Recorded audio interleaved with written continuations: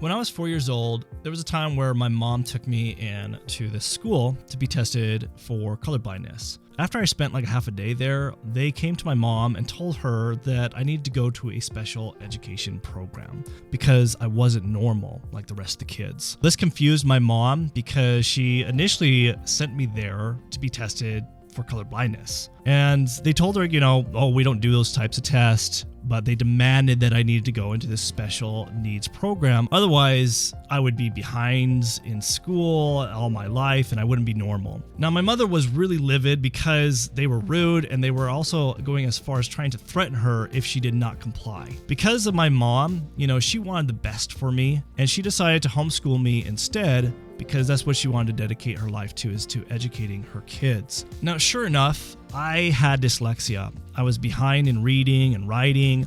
I felt bad that, even my younger sister could read and write before I could.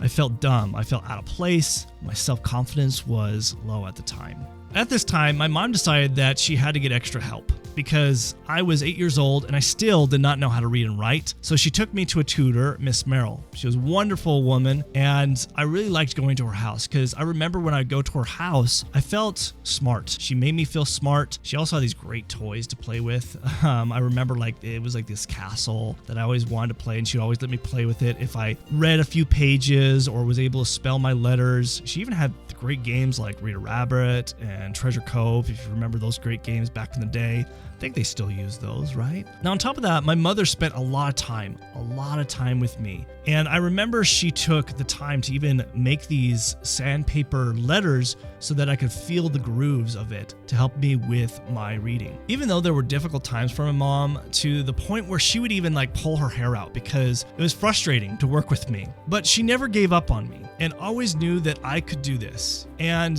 that I would accomplish great things. Now, I guess, most moms always think that about their kids. They always think the best, that they're going to be the best person in the world. But I really believed it when she would tell me this. And it instilled a fire in me to never give up, never surrender.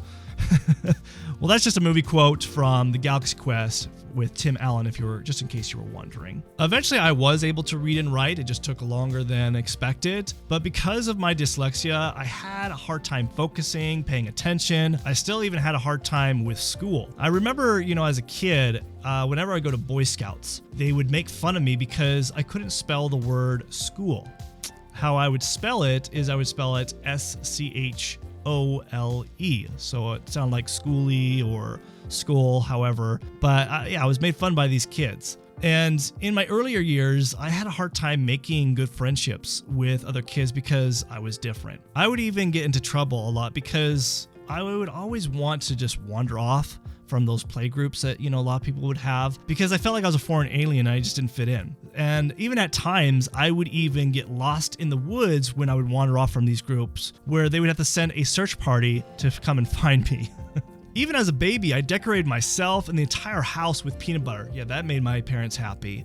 Along with that, I would even climb out of windows and run into the streets. You can definitely say my parents definitely had their hands full with me. At the age of 14, all this was worrying me as well. It got me thinking that, what was I going to do with my life? So I decided, why not just ask the big man upstairs of asking God what I should do? I fasted and I prayed. Then it came to me. I knew that I was supposed to be a medical doctor, but not just any medical doctor, but a doctor that focused on holistic and natural healing. My first reaction was, are you crazy? God, this is crazy. Have you seen my grades? I suck at school and I definitely do not fit in the academic world. I do not want to do this. But at the same time, I had an assured feeling that if I was willing, He would make it possible for me to become a doctor. So I said, okay, but if I'm going to do this, you need to help me out big time here in order for me to do this, because this is a lot of schooling. You gotta do something. So it wasn't until I was in college that I actually really got the ADHD diagnosis. Though my parents and I always knew I had it, they never got me diagnosed because they did not want to label me. And I'm glad they didn't, because I did not want to have that label at that time. But when I was in college, I struggled even more with my classes.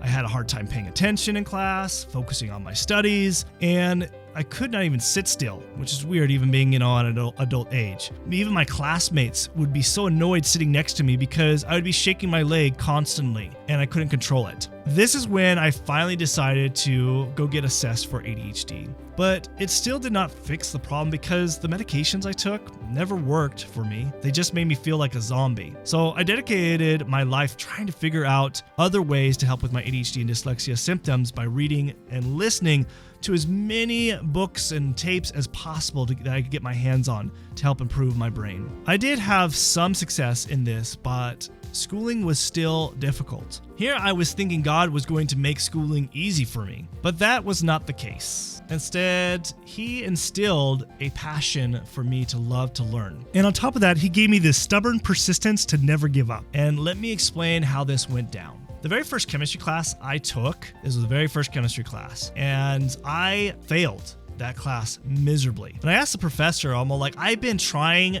my best. I've been trying to work with you, doing the best I can. But he said, you know what? You suck at science and you should not pursue the medical profession. He made me cry and he made me feel like, I was not normal. But after wiping away my tears and getting reconfirmation from my loved ones to pick myself up and keep going, I did. I retook the class, I found a different professor to take it with, and guess what? I got an A. And then I took the rest of the general chemistry classes with that professor and did well.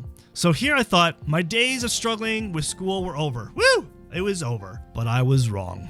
I had to take organic chemistry part 2, and I failed that class as well. There's a reason why they call these classes the weeder classes. And at this point, even neurotypical people would have given up. But with my stubborn persistence, I retook that class with a different professor and I passed that class. So now I thought for sure my days of failing were over. And I took the second part of organic chemistry and I failed that class as well.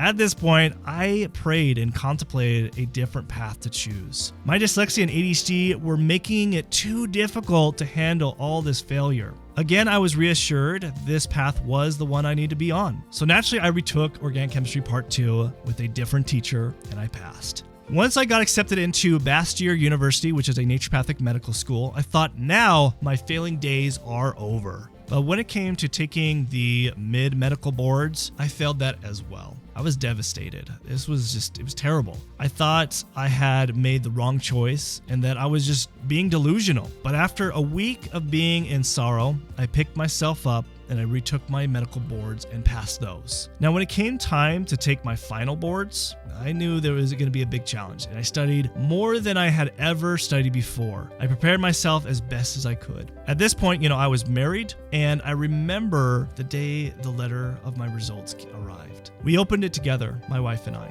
To my despair, I had not passed. I had this overwhelming, heavy feeling in my stomach, and I cried in front of my wife. And she was there to comfort me. I felt I had failed in life, and I had failed at being a husband to provide for our future family. I told my parents the bad news, and my mom cried with me as well. After a couple hours, I calmed down, and I talked to God and said, I only have enough mental energy to even do these boards one more time. Because after that, I'm done. I'm burnt out. I can't do this anymore. I'll do this one more time and that's it. So I studied even harder, and at this time I was led to work at a naturopathic clinic where I was able to have one of the doctors do all these different types of tests on me that we did with a lot of the clients and patients there. And it was checking all the imbalances in my biochemistry, and they found a lot of different imbalances in my body chemistry. And with this, they were able to give me a customized treatment plan, and this was like 3 months before I needed to take the boards. And it made all the difference for my ADHD, this treatment plan. I was able to focus more, my attention and motivation was boosted, and then when it came into taking the boards, I was filled with confidence. When the letter came for my final medical board results, I was in my car with my wife just outside our apartment. I was too scared to open the letter, so I asked if my wife could do it for me. Thoughts of my last conversation with God came to mind. As she was silently reading, I was anxious to know. I'm like, hey, what was the results? Then she turned her head slowly and smiled and said, "You passed!" We both cried with joy. I was so grateful that I was able to share this beautiful moment with my wife. And in that moment, I realized my journey placed before me was the right one. and that I had to endure this challenge of having ADHD and dyslexia to see it through so that I can give hope to others that struggle with ADHD and other mental focus issues. And this has been my mission ever since, by helping others that struggle like I did. If you are struggling with your ADHD or any other challenge, I hope you can find my story inspiring. Never give up, never surrender, because there is always hope to make your life better. It is never too late. If you're needing help with managing your ADHD naturally, then watch this video on how I manage my ADHD without use of medications. You can watch it right here. I will see you inside in this video. Thank you for watching. Thanks. Bye.